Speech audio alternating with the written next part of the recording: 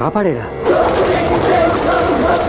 మళ్ళీ సుబ్రహ్మణ్యం అమ్మాయిని కాపాడేట, సేల్స్ కూడా మొదలెట్టేట. అంతేకాదు మన ఇల్లు, హాస్పిటల్, ఆఫీస్, ఫ్యాక్టరీ అన్నీ కొనేసేట. వాడు చేసిన సవాళ్ళు వాడు నెగ్గాడు. అక్క అక్క కోర్టు నుంచి మనుషులు వచ్చారక్క, పోలీసులు కూడా వచ్చారు. మనల్ని ఇల్లు ఖాళీ చేయమంటున్నారు, జప్తు చేస్తారట. మా అమ్మ ఇప్పటి వరకు బతుకుందని నేను అనుకుంటున్నాను, కానీ అందరూ కలిసి ఈరోజు ఆవిడ్ని చంపేశారు కదరా. మిమ్మల్ని నేను వదిలిపెట్టను రా. నిన్ను ఎవరి ముందు తలదించుకోనివ్వనని మా అమ్మకి ఇచ్చిన మాట కోసమే నేను ఇన్నాళ్ళు ఊరుకున్నాను. కానీ ఏ రోజైతే నువ్వు మా అమ్మని చంపి మమ్మల్ని నడి రోడ్డుకి తీసుకొచ్చావో, నిన్ను మా అమ్మ క్షమించిన నేను క్షమించను రా. నీ తమ్ముడి దగ్గర మంచి పేరు తెచ్చుకోవాలని అందరి ముందు నా చెల్లెల్ని బలిపోసం చేశావు. కానీ ఎందుకలా చేశానని తలుచుకుంటూ నువ్వు కుమిలి ఏడ్చేలా చేస్తాను. నా కుటుంబం ఈ రోజు ఎలా అయితే నటి రోడ్డుకి వచ్చిందో, అలాగే నేను గెలుపు వైపేసే ప్రతి అడుగుతోనూ నీకు ఓటమంటే ఏంటో తెలిసేలా చేసి, ఈ రోజు నేను పడుతున్న బాధ నువ్వు అనుభవించి, మా అమ్మ సమాధి ముందు నువ్వు తలదించుకొని క్షమాపణ అడిగేలా చెయ్యలేదో.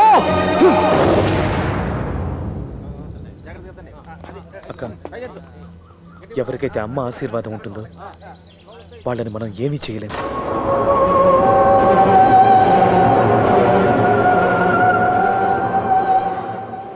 మీరు వెళ్ళండి, నేను వస్తాను.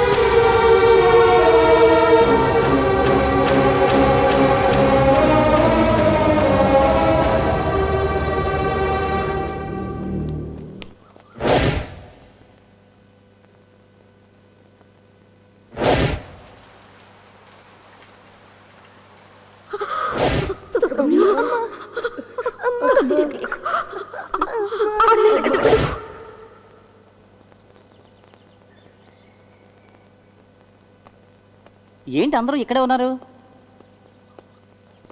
ఏ సుబ్రహ్మణ్యం, ఎక్కడ ఉన్న మాలిని రోడ్డుకి తీసుకొచ్చావు? ఇంకా ఎందుకు మొహంలా పెట్టుకున్నావు? సరదాగా నవ్వుతూ మాట్లాడొచ్చు కదా. ఏమైందన్నయ్య, సంతోషంగా లేవా?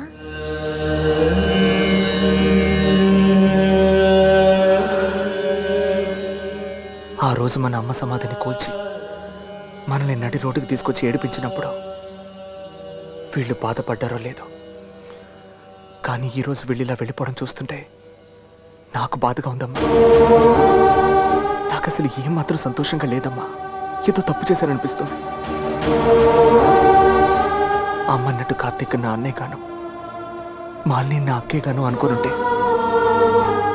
నేనే పని చేసుండేవాడిని కాదమ్మా. నా జీవితంలో నేను ఎప్పుడూ ఇంత బాధపడలేదు. అమ్మ ఆత్మ నన్ను ఎప్పటికీ క్షమించదు.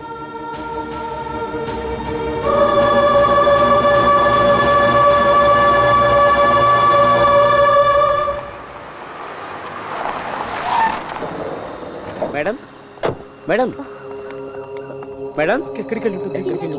అక్క ఇక్కడ కూడా లేదు. అక్క,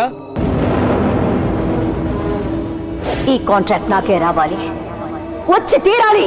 లేదంటే ఈ మాలిని రోడ్డున ప్రాణాలతో కాదు సేవంగా. అక్క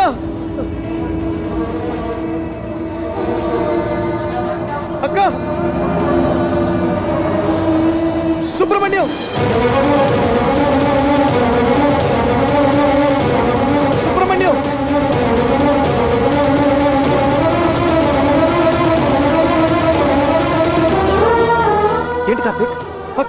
కనిపించట్లేదురా. అక్క కనిపించట్లేదా?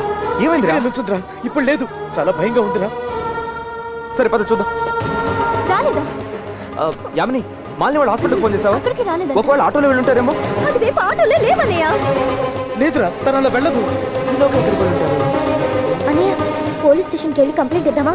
పోలీస్ స్టేషన్కి వద్దులేమ్మా. లేదా ఒకవేళ సుబ్రహ్మణ్యం, ఏదో తెలియక తప్పు చేశారా? కార్తీక్, ఏంట్రా? నీకు క్షమించరా. మనలో మనకేంట్రా, వదిలే. ఊరుకో అన్నయ్య. హలో, ఏంటండి అనేది? అలాగా? ఏ బండి తిప్పు.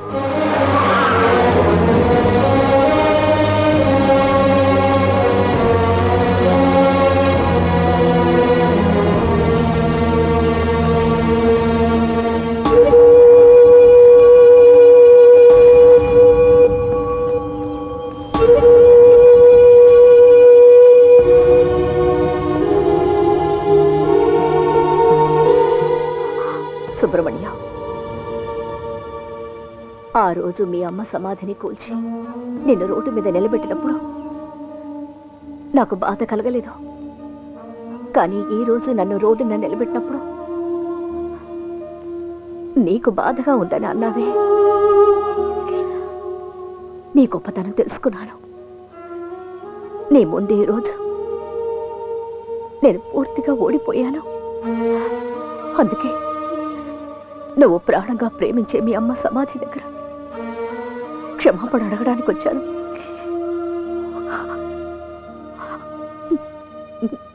నువ్వు నన్ను క్షమించు సుబ్రహ్మణ్యం. అలా మాట్లాడకండి అక్క. ఇవన్నీ మీరు ఎవరి కోసం చేశారు? మీ తమ్ముడు కోసమేగా, నా ఫ్రెండ్ కార్తీక్ కోసమేగా. కాదు సుబ్రహ్మణ్యం, నువ్వు గొప్ప మనసుతో నన్ను క్షమించొచ్చు. కానీ అప్పసి బిడ్డని నేను, అది నన్ను.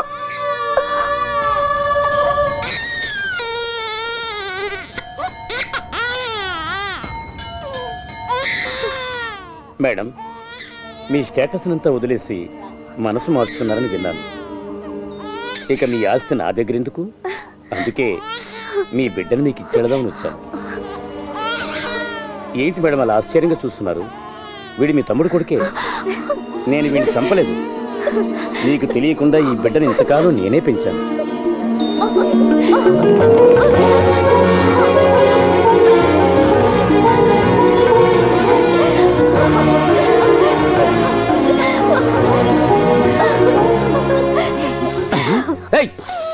ఇప్పుడే అందరూ ఒకటిగా కలిసిపోయారు. పేల్చొద్దు, వేదోపనాలు మొదలు పెట్టద్దు. సంతోషంలో మాట్లాడగా నువ్వు జీవితంలో ఇంకెప్పుడు ఇన్హేలర్ ముట్టుకోనయ్యా. డాక్టర్ చెప్పించేస్తే నా కొడుకుని. జరిగింది ఏదో జరిగిపోయిందిరా. ఇప్పుడు మనందరం కలిసిపోయాం కదా, సంతోషంగా ఉండు. నీ చేత అయితే